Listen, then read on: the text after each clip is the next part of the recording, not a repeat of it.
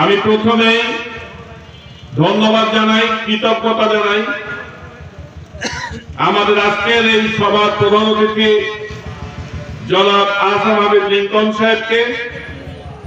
তিনি আজকে যে উদ্যোগ নিয়েছেন এবং দলের স্বার্থে, জোটের স্বার্থে, এদেশের গণতন্ত্র, স্বাধীনতা, সার্বভৌমত্ব এবং জনগণের ভোটাধিকার নিশ্চিত করার স্বার্থে তিনি জোটের একজন শরিক দলের দায়িত্বশীল নেতা হিসাবে তিনি আজকে এই নির্বাচনী প্রচারণায় তিনি আজকে যে নির্বাচনের যে সমর্থন তিনি ব্যক্ত করেছেন, এজন্য আমি আমার পক্ষ থেকে তাকে আন্তরিক ধন্যবাদ এবং কৃতজ্ঞতা জানাই।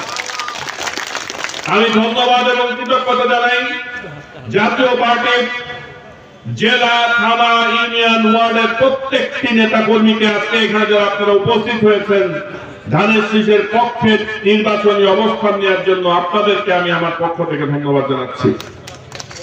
আমি ধন্যবাদ জানাই এই জন্য আপনাদেরকে যে আপনারা দীর্ঘ 16 বছর বিএনপির প্রতিটি নেতা কর্মী যেভাবে কষ্ট করেছে, এদেশের নেতা কর্মীরা বিভিন্ন ভাবে যেভাবে তারা হয়রানির শিকার হয়েছে, আপনারাও অনেকেই আপনাদের নেতা জনাব লিংকন সাহেব সহ অনেকেই হয়তো কষ্ট করেছেন। কিন্তু আজকে আমরা আমাদের নেতা বিএনপির চেয়ারম্যান জনাব তারেক রহমানের নির্দেশনা অনুযায়ী আমরা প্রতিহিংসার রাজনীতিতে বিশ্বাস করি না।